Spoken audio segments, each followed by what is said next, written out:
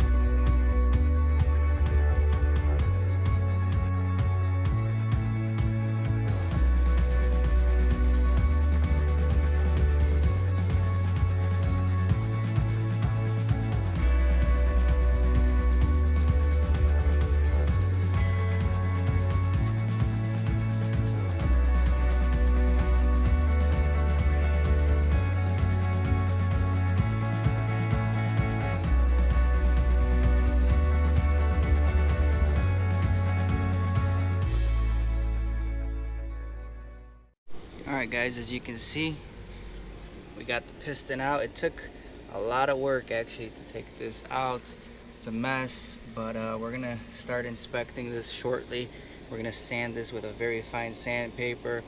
I felt like the piston wasn't even coming out straight, like there was restrictions somewhere in there, so we'll clean it up. Hopefully we'll have to bleed the brakes at this point, no way around it, and then we'll go from there. So at this point you can kind of see that there's contamination on the piston right over there. it protrudes towards the surface, which might cause it to get stuck or not retreat back to how it's supposed to. So I'm gonna hit it with 3000 grit sandpaper right now. Call it a day. Alright guys, I got the piston sanded. There's still imperfections, but these imperfections are gauged into the metal. They're not sticking and disrupting the flow of the piston, so they're nice and smooth to the finger. And then also on the inside of the piston, there's just a bunch of corrosion. There's debris, rust debris in there. So I'm just gonna clean that up really good inside, flush it out, dry it out as well with compressed air, and then we should be able to reinstall this piston. I don't want to pull this gasket and this seal out right now because I'm not sure if I'll be able to put it back, and I don't want to rip it.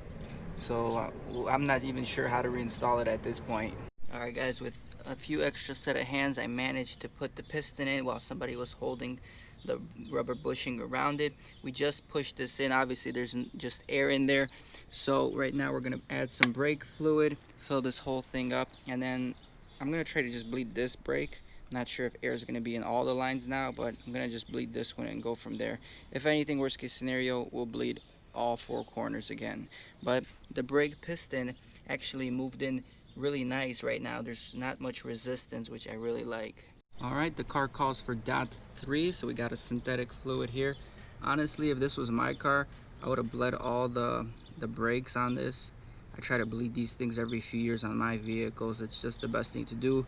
Prevents corrosion inside the calipers, inside the pistons, and you won't be dealing with problems like this in the long run. But as long as we can get this caliper to work smoothly, I think we're going to eliminate that dragging problem, which will eliminate that problem that we're having with the car pulling to the left right now. Alright, that's full. So what we're going to do, we're going to put the brake calipers on right now. Put the brakes on, put the pads on, and then we'll bleed the system. Alright guys, at this point you can see the whole piston or the caliper is able to move right now, but we haven't even pressed the brake pedal yet. So we're gonna press the brake pedal a few times. We'll bleed the nipple here. If you guys are not aware of how to bleed, there's a few ways I've bled brakes. There's one way that I just attach a Windex sprayer onto this and just spray it there. But for this situation, what I'm gonna do, I'm gonna have one person in the car stepping on the brakes. When they step on the brakes, I'm gonna loosen the bleeder, let the air out, close it, and I'll tell them to let go of the brake. Then they're gonna step on the brake again. As it builds pressure, I'm gonna let go here, let that pressure bleed off, close it, tell them to let go, and we're just gonna repeat that process until we get fluid circulating, clear fluid at that point. Push in, hold it, push out, push in, hold it, push out, push in, hold it, push out. What is going on, guys? This is the next day of the rebuild, the $300 project. If you guys are new to the channel, go check out the previous videos on the playlist on this. On the last video, we bled the brakes here and we pushed out this piston. We cleaned the surface, got everything reinstalled. There was some surface rust on the piston in the brake caliper, so we cleaned it up, we bled the brakes. And now my question is, if I push this piston in with a C-clamp, is it going to go in smoothly? Because before, it was very, very hard to push back because it had surface contamination on the piston, which was dragging, which was not allowing this to go in and out smoothly. So this test is going to let us know if it goes in smoothly or not, and have we fixed the issue with the piston sticking. Putting some pressure on this, this piston is sinking in pretty dang easily, much easier than previously. So we know this fixed the issue here. And what I'm gonna do now, I'm gonna take this rotor off. I'm actually gonna swap rotors. The driver's side is gonna go in the passenger side. We're gonna take the passenger side, which we know is true and not warped, onto the driver's side, and we'll see if that one wobbles. If that one wobbles on here, that means the wheel bearing is bad.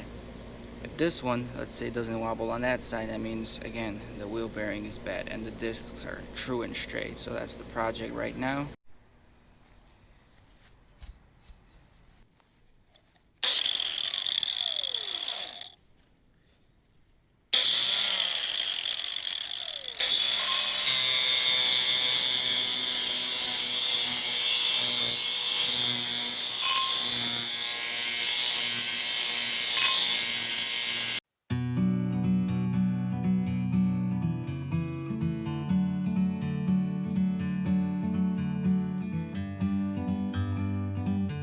I ain't here for the money, I ain't here for the fame.